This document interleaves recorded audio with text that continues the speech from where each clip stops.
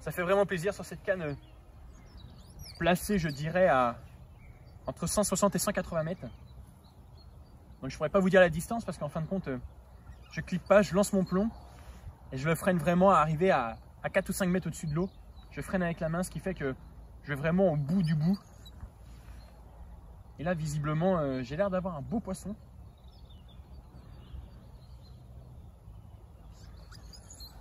Donc c'est un étang qui fait une trentaine d'hectares. Et donc j'avais déjà tourné une petite vidéo là-dessus il y a quelques temps. Et j'avais trouvé cette pêche à longue distance sans stick, juste une èche boostée. Et donc là, il s'agit d'un micro-pelet en 8 mm avec une petite pop-up coupée sur la moitié. Et ça a pris 5 minutes, je crois. Donc ça faisait 1h30 que ça pêchait, je venais de relancer la canne. J'avais juste changé l'èche en mettant un pelet histoire que ça diffuse.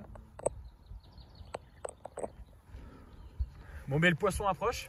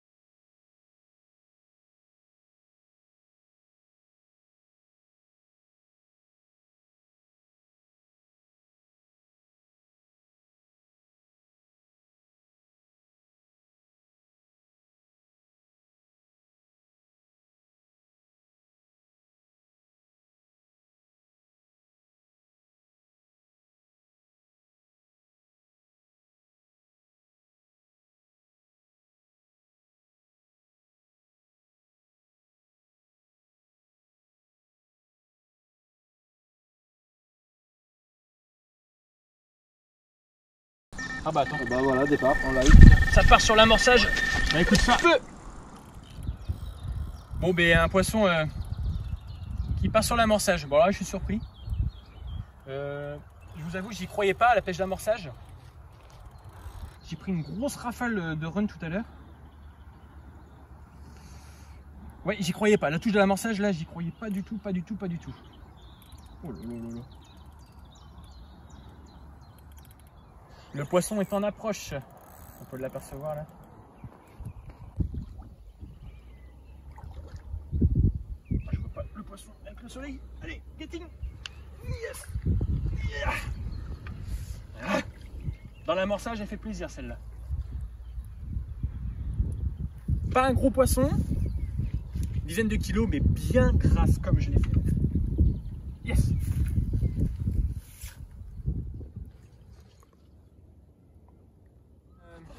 Une carpe prise sur l'amorçage, donc c'est vrai que j'y croyais pas de trop. Mais bon, à 130 mètres ça a fait mouche. Avec quelques écailles sympas, une superbe bouche. Je suis refait. Là franchement c'est énorme. Un bon début de matinée. Incroyable, nickel. Allez, on va la remettre à l'eau. Allez, let's go.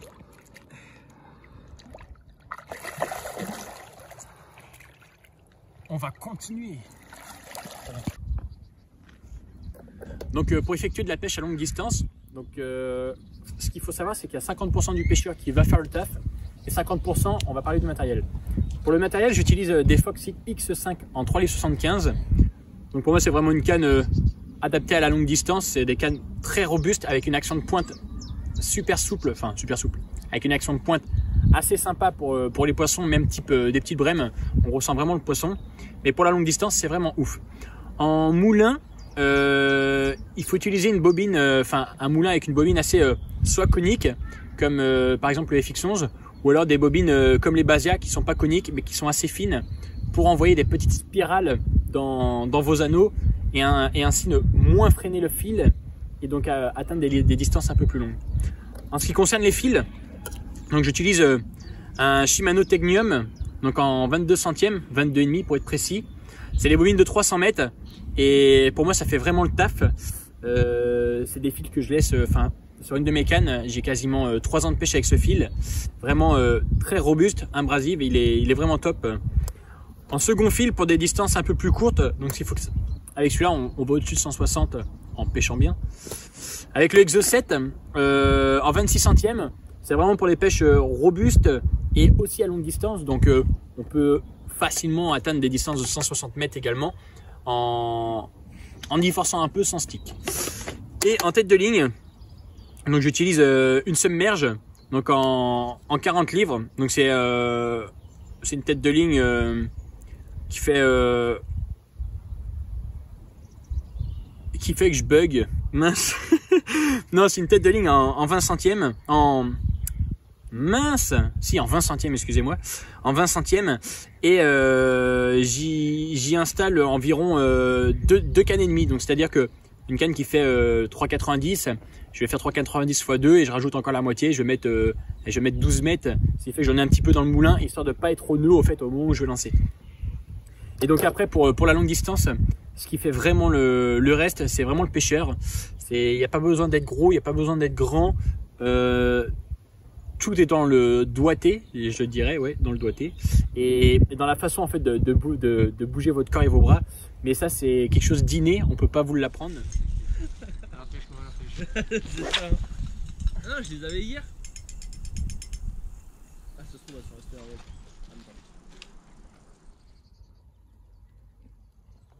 Bon, ben encore une canne qui est partie sur l'amorçage. Donc vraiment étrange parce que cette canne là, j'allais la retirer pour la lancer plus loin. Et je veux pas dire qu'elle me part dans les mains, mais quasiment. En fait, j'ai relancé l'autre d'avant et qui était sur l'amorçage et celle-là est partie juste celle d'à côté. Donc bon. On va continuer de mettre quelques spots sur l'amorçage, on va bien voir si ça déroule. Il reste encore 3-4 heures de pêche jusqu'à 18 h. Et là j'ai vraiment cru que c'était une touche de brème, je disais aux copains que c'était une touche de brème. Et en fait je prends une race rapide tout à l'heure. Bon, on va sortir poisson. Et c'est... Ah non putain, elle est vraiment prise dans l'eau. Bon. Il y aura 2 canards lancés pour le coup. Allez. Bon, on va peser cette commune. Elle est un peu plus grosse que les autres. Et bien c'est trompeur. On voit 17,55. Il y a un bon kilo de tapis. 16,5. Ouais, c'est une commune de 16, 16,5. Ouais, ça reste un beau poisson. C'est pas ce qu'il y a de plus gros. Mais ça me va, carrément. Allez, action. Bon bah, on a dû couper la vidéo pour le combat parce qu'en fait la carpe a fait un peu des siennes. Elle m'a pris un gros travers à droite, gros travers à gauche. Elle a embarqué 3 cannes, 4 cannes. Grosse misère. Mais bon, le poisson en valait la peine. Regardez cette maman venue tout droit de ce petit lac. Elle est énorme. Enfin, 16,5. Pour moi, ça reste un gros poisson. Elle est vraiment magnifique. Regardez ça. Et donc du coup, poisson pris sur l'amorçage. Alors une fois de plus, je suis encore surpris. Je pensais vraiment les défoncer au loin. Et en fait, 2 poissons sur l'amorçage. Bon, on va tenir l'amorçage. Je continue de pêcher au loin. Donc j'ai toujours 2 cannes au loin à 160, 180. Et donc 2 cannes sur l'amorçage. Donc un amorçage à 125. Et 2 cannes qui pêchent à 130 et 135. Et donc là, c'est parti 10 mètres derrière. Bon, ça, je pense que c'est des poissons qui se rapprochent de l'amorçage, mais sans trop y venir. Et là, piégé direct sur une petite bille de 12 mm. Top. Allez, c'est reparti ma grosse.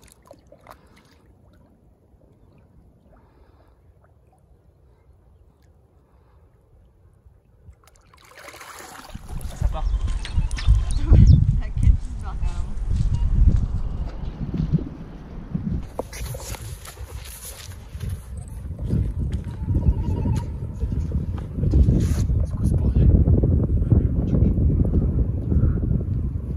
Est-ce qu'elle est tombée parce que j'ai une touche?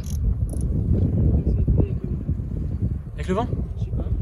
Ah, il serait pas sorti du détecteur, si?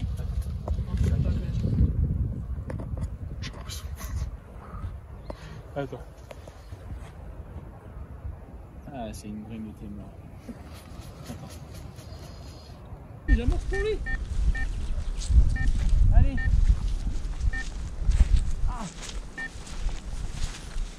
Ah. Je vais décrocher, tu vois.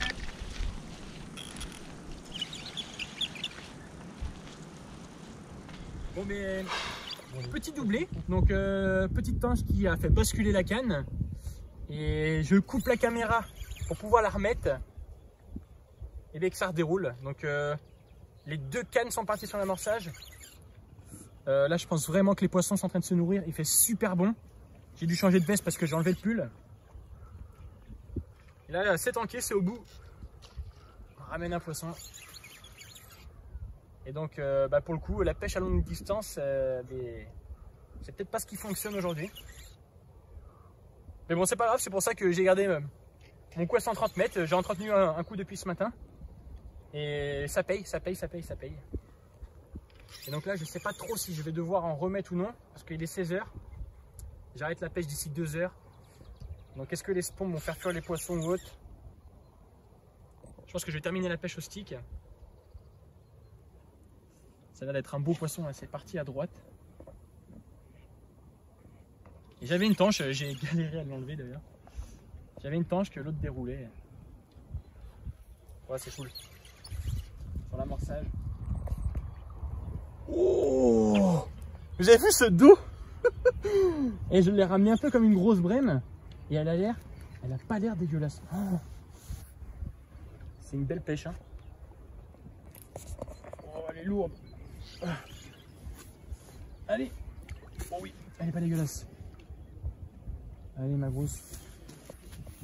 Allez ma grosse. Allez ma grosse.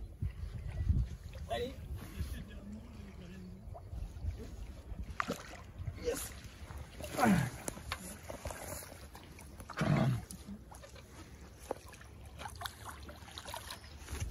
Je pense que c'est le plus gros poisson de la journée. Je pense. Je suis pas sûr.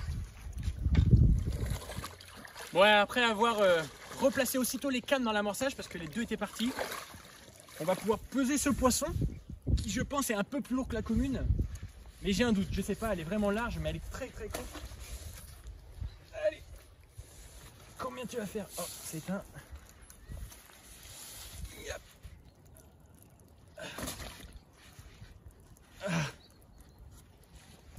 Eh bien elle est un tout petit peu plus grosse, pas de grand chose.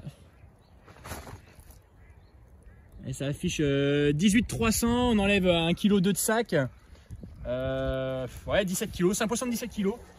Bon, ben on va pas se plaindre, c'est juste énorme. Ah, ça c'est bon. Allez, petite séance photo, et on la séance photo. Vas-y, prends la canne. Ça repart à l'instant sur l'amorçage. Donc je viens de remettre la canne et ça déroule.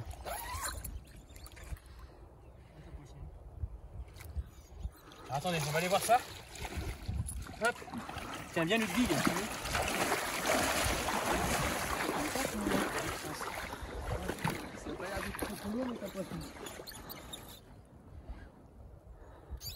Ah merde, j'ai pas remis le... J'ai pas remis en plus ton clip. Non. Mais qu'est-ce que c'est?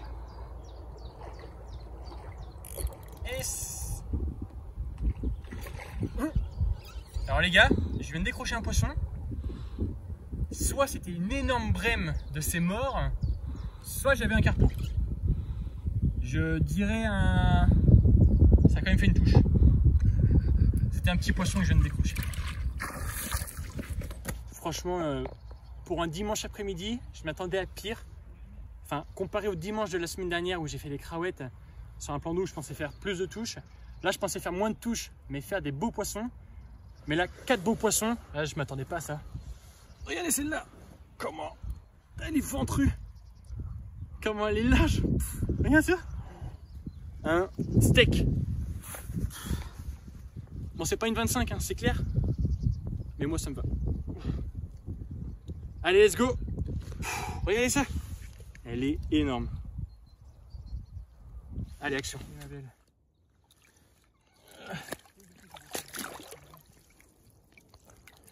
Et... Allez, c'est bon, let's go. Énorme.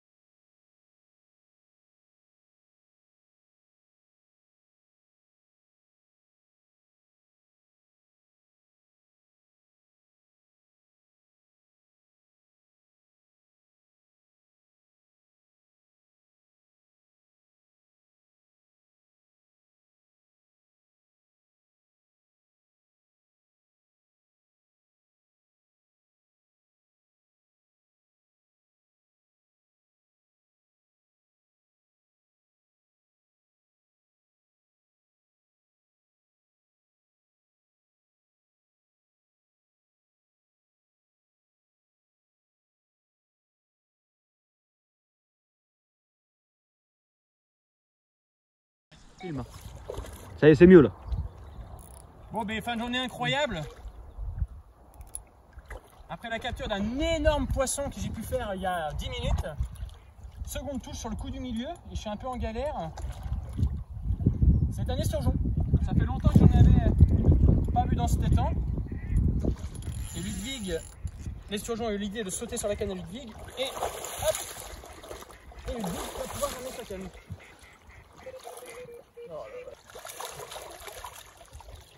Un petit esturgeon qu'on va s'empresser de remettre. Bébé sturgeon, allez let's go.